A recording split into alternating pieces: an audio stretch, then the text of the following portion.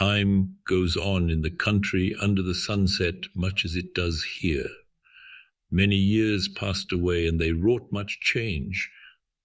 And now we find a time when the people that lived in good King Mago's time would hardly have known their beautiful land if they had seen it again. It had sadly changed indeed. No longer was there the same love or the same reverence towards the king. No longer was there perfect peace. People had become more selfish and more greedy, and had tried to grasp all they could for themselves. There were some very rich, and there were many poor. Most of the beautiful gardens were laid waste. Houses had grown up close round the palace, and in some of these dwelt many persons who could only afford to pay for part of a house.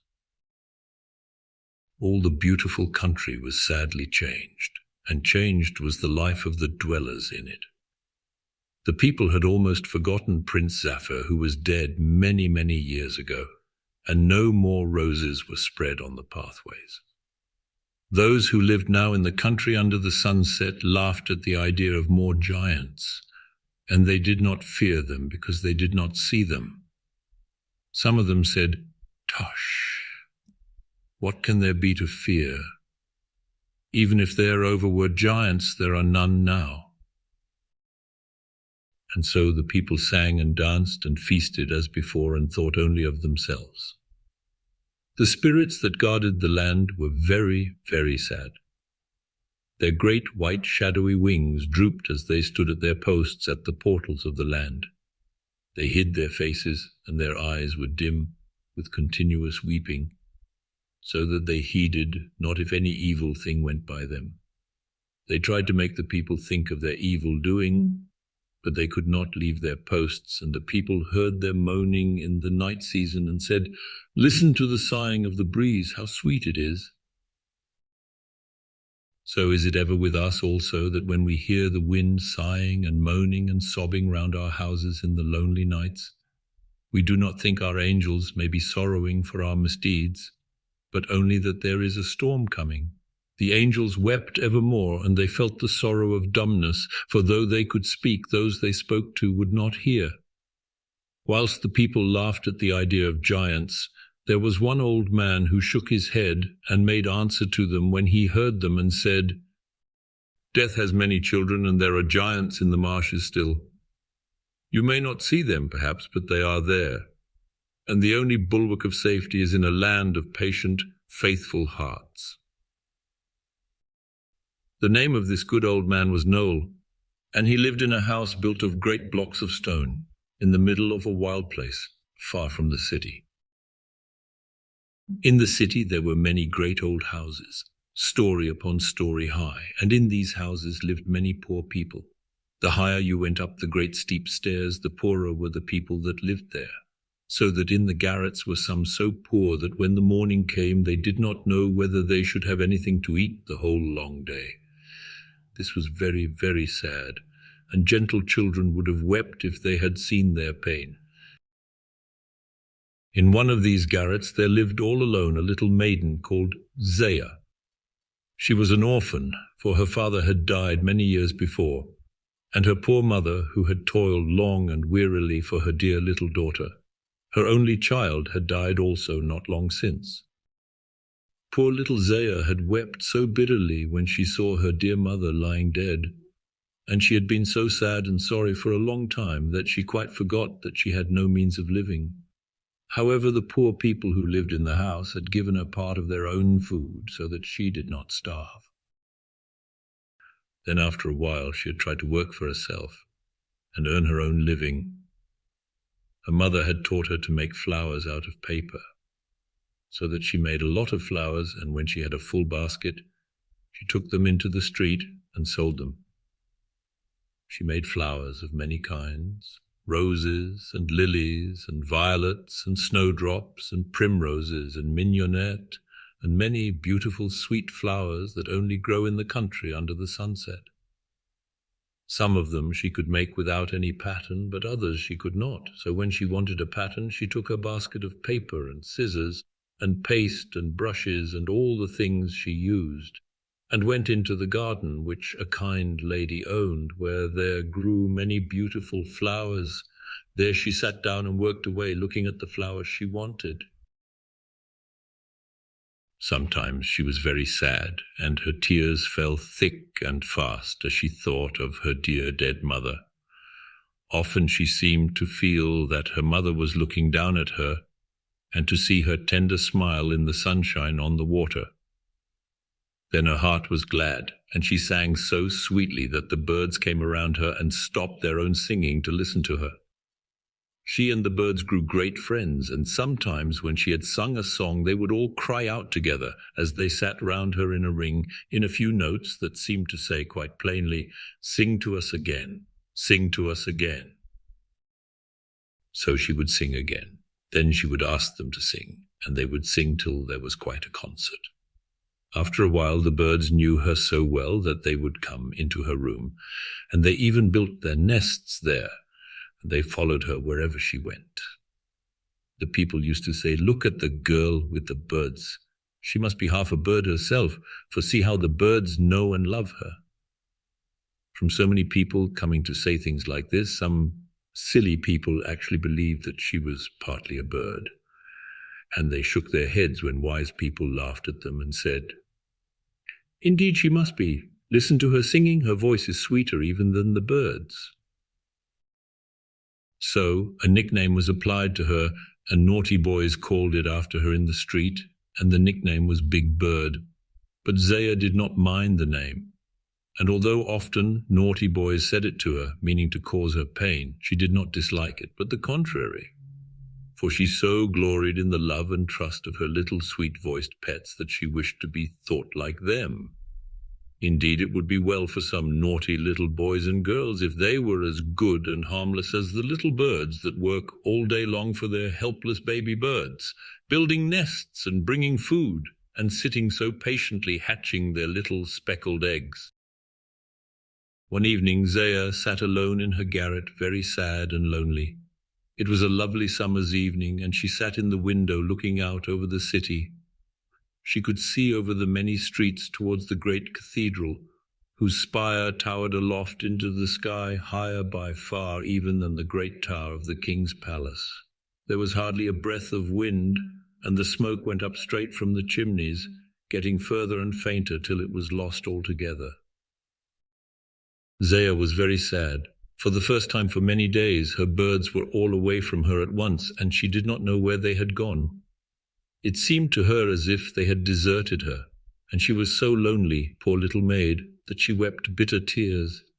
She was thinking of the story which long ago her dead mother had told her, how Prince Zafar had slain the giant, and she wondered what the prince was like, and thought how happy the people must have been when Zafar and Bluebell were king and queen. Then she wondered if there were any hungry children in those good days, and if indeed, as the people said, there were no more giants. So she went on with her work before the open window. Presently she looked up from her work and gazed across the city. There she saw a terrible thing, something so terrible that she gave a low cry of fear and wonder, and leaned out of the window, shading her eyes with her hands to see more clearly. In the sky beyond the city she saw a vast shadowy form with its arms raised. It was shrouded in a great misty robe that covered it, fading away into air so that she could only see the face and the grim spectral hands. The form was so mighty that the city below it seemed like a child's toy. It was still far off the city. The little maid's heart seemed to stand still with fear as she thought to herself, "The giants, then, are not dead. This is another of them." Quickly she ran down the high stairs and out into the street. There she saw some people and cried to them, "Look, look, the giant, and pointed towards the form which she still saw moving onwards to the city. The people looked up, but they could not see anything, and they laughed and said, "The child is mad." Then poor little Zaya was more than ever frightened and ran down the street crying out still, "Look, look, the giant, the giant!" But no one heeded her, and all said, "The child is mad," and they went on their own ways. Then the naughty boys came around her and cried out, "Big Bird has lost her mates. She sees a bigger bird in the sky and she wants it." And they made rhymes about her and sang them as they danced round. Zaya ran away from them, and she hurried right through the city and out into the country beyond it, for she still saw the great form before her in the air. As she went on and got nearer and nearer to the giant, it grew a little darker. She could see only the clouds, but still there was visible the form of a giant hanging dimly in the air. A cold mist closed around her as the giant appeared to come onwards towards her. Then she thought of all the poor people in the city, and she hoped that the giant would spare them. And she knelt down before him and lifted up her hands appealingly and cried aloud, "Oh, great giant, spare them, spare them!" But the giant moved onwards, still as though he never heard. She cried aloud all the more, "Oh, great giant, spare them, spare them!" And she bowed her head and wept, and the giant still, though very slowly, moved onward towards the city. There was an old man not far off, standing at the door of a small house built of great stones, but the little maid saw him not. His face wore a look of fear and wonder, and when he saw the child kneel and raise her hands, he drew nigh and listened to her voice. When he heard her say, "Oh, great giant," he murmured to himself, "it is then even as I feared. There are more giants, and truly this is another." He looked upwards, but he saw nothing, and he murmured again, "I see not. Yet this child can see, and yet I feared, for something told me that there was danger. Truly knowledge is blinder than innocence." The little maid, still not knowing there was any human being near her, cried out again with a great cry of anguish, "Oh, do not, great giant, do them harm. If someone must suffer, let it be me. Take me, I am willing to die, but spare them, great giant, and do with me even as thou wilt." But the giant heeded not, and Noel, for he was the old man, felt his eyes fill with tears, and he said to himself, "Oh, noble child, how brave she is! She would sacrifice herself." And coming closer to her, he put his hand upon her head. Zaya, who was again bowing her head, started and looked round when she felt the touch. However, when she saw that it was Noel, she was comforted, for she knew how wise and good he was, and felt that if any person could help her, he could. So she clung to him and hid her face in his breast. And he stroked her hair and comforted her. But still he could see nothing. The cold mist swept by, and when Zaya looked up, she saw that the giant had passed by and was moving onward to the city. "Come with me, my child," said the old man. And the two arose and went into the dwelling built of great stones. When Zaya entered, she started, for lo, the inside was as a tomb. The old man felt her shudder, for he still held her close to him, and he said, "Weep not, little one, and fear not. This place reminds me and all who enter it that to the tomb we must all come at the last. Fear it not, for it has grown to be a cheerful home to me." Then the little maid was comforted and began to examine all around her more closely. She saw all sorts of curious instruments, and many strange and many common herbs and simples hung to dry in bunches on the walls. The old man watched her in silence till her fear was gone, and then he said, "My child, saw you the features of the giant as he passed?" She answered, "Yes." "Can you describe his face and form to me?" he asked again. Whereupon she began to tell him all that she had seen, how the giant was so great that all the sky seemed filled, how the great arms were outspread, veiled in his robe, till far away the shroud was lost in air, how the face was as that of a strong man, pitiless, yet without malice, and that the eyes were blind. The old man shuddered as he heard, for he knew that the giant was a very terrible one, and his heart wept for the doomed city where so many would perish in the midst of their sin. They determined to go forth and warn again the doomed people, and making no delay, the old man and the little maid hurried towards the city.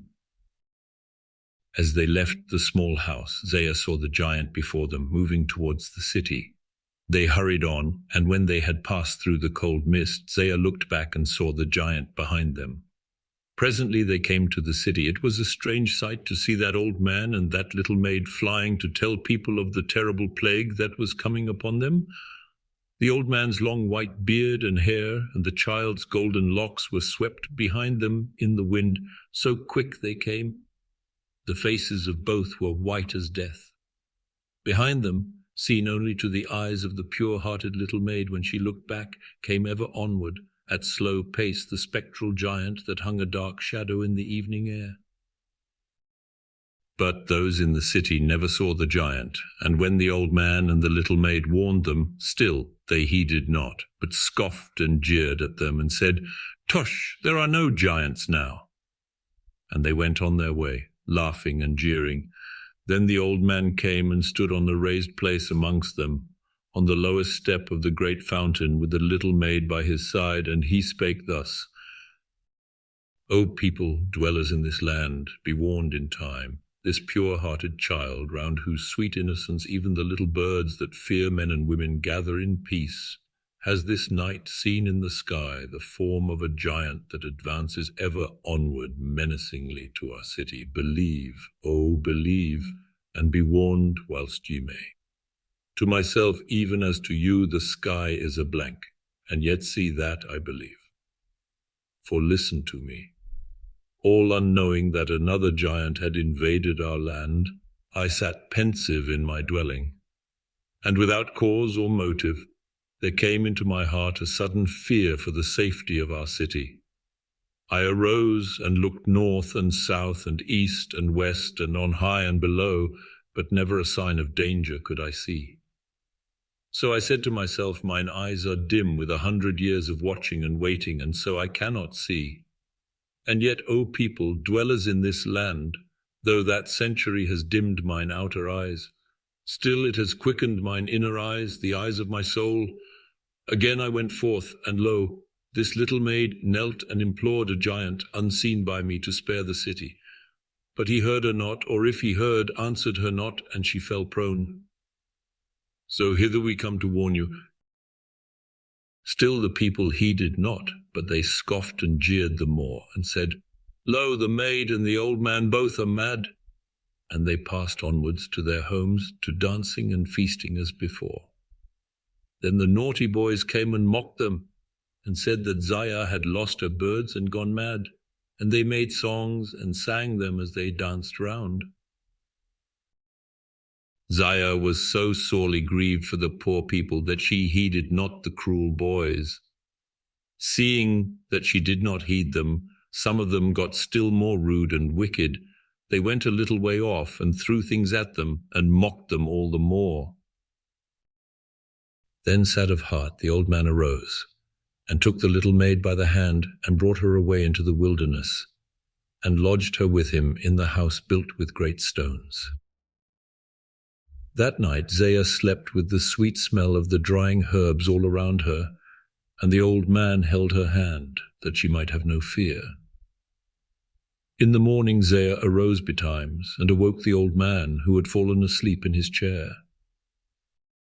She went to the doorway and looked out, and then a thrill of gladness came upon her heart, for outside the door, as though waiting to see her, sat all her little birds, and many, many more. When the birds saw the little maid, they sang a few loud, joyous notes, and flew about foolishly for very joy, some of them fluttering their wings and looking so funny that she could not help laughing a little. When Noel and Zaya had eaten their frugal breakfast and given to their little feathered friends, they set out with sorrowful hearts to visit the city and to try once more to warn the people. The birds flew around them as they went, and to cheer them sang as joyously as they could, although their little hearts were heavy. As they walked, they saw before them the great shadowy giant, and he had now advanced to the very confines of the city. Once again they warned the people, and great crowds came around them, but only mocked them more than ever, and naughty boys threw stones and sticks at the little birds and killed some of them. Poor Zaya wept bitterly, and Noel's heart was very sad. After a time, when they had moved from the fountain, Zaya looked up and started with joyous surprise, for the great shadowy giant was nowhere to be seen. She cried out in joy, and the people laughed and said, "Cunning child! She sees that we will not believe her, and she pretends that the giant has gone." They surrounded her, jeering, and some of them said, "Let us put her under the fountain and duck her, as a lesson to liars who would frighten us." Then they approached her with menaces. She clung close to Noel, who had looked terribly grave when she had said she did not see the giant any longer, and who was now, as if in a dream, thinking. But at her touch he seemed to wake up, and he spoke sternly to the people and rebuked them. But they cried out on him also, and said that as he had aided Zaya in her lie, he should be ducked also. And they advanced to lay hands on them both.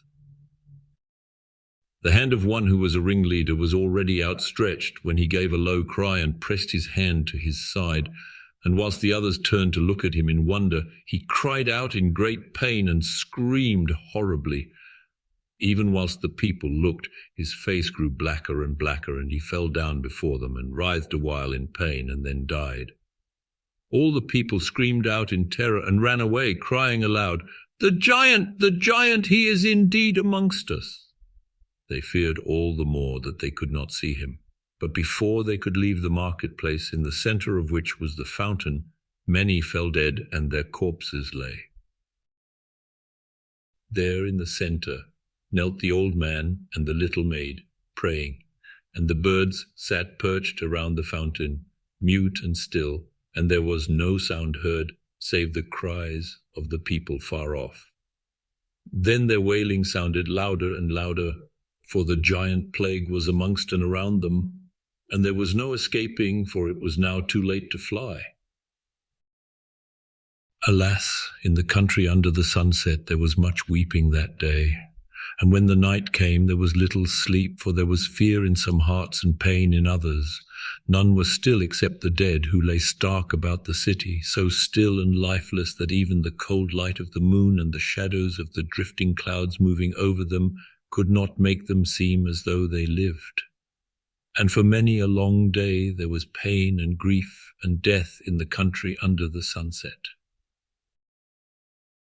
Noel and Zaya did all they could to help the poor people, but it was hard indeed to aid them, for the unseen giant was amongst them, wandering through the city to and fro, so that none could tell where he would lay his ice-cold hand. Some people fled away out of the city, but it was little use, for go how they would, and fly never so fast, they were still within the grasp of the unseen giant. Ever and anon he turned their warm hearts to ice with his breath and his touch, and they fell dead. Some, like those within the city, were spared, and of these some perished of hunger, and the rest crept sadly back to the city, and lived or died amongst their friends. And it was all, oh, so sad, for there was nothing but grief and fear and weeping from morn till night. Now see how Zaya's little bird friends helped her in her need. They seemed to see the coming of the giant when no one, not even the little maid herself, could see anything, and they managed to tell her when there was danger just as well as though they could talk. At first Noel and she went home every evening to the house built of great stones to sleep, and came again to the city in the morning and stayed with the poor sick people, comforting them and feeding them and giving them medicine which Noel from his great wisdom knew would do them good. Thus they saved many precious human lives, and those who were rescued were very thankful, and henceforth ever after lived holier and more unselfish lives. After a few days, however, they found that the poor sick people needed help even more at night than in the day. And so they came and lived in the city altogether, helping the stricken folk day and night. At the earliest dawn, Zaya would go forth to breathe the morning air, and there, just waked from sleep, would be her feathered friends waiting for her. They sang glad songs of joy, and came and perched on her shoulders and her head and kissed her. Then, if she went to go towards any place where during the night the plague had laid his deadly hand, they would flutter before her and try to impede her and scream out in their own tongue, "Go back, go back." They pecked of her bread and drank of her cup before she touched them. And when there was danger, for the cold hand of the giant was placed everywhere, they would cry, "No, no!" And she would not touch the food or let anyone else do so. Often it happened that even whilst it pecked at the bread or drank of the cup, a poor little bird would fall down and flutter its wings and die. But all they that died did so with a chirp of joy, looking at their little mistress for whom they had gladly perished. Whenever the little birds found that the bread and the cup were pure and free from danger, they would look up at Zaya jauntily and flap their wings and try to crow and seem so saucy that the poor sad little maiden would smile. There was one old bird that always took a second, and often a great many pecks at the bread when it was good, so that he got quite a hearty meal. And sometimes he would go on feeding till Zaya would shake her finger at him and say, "Greedy," and he would hop away as if he had done nothing. There was one other dear little bird, a robin, with a breast as red as the sunset, that loved Zaya more than one can think.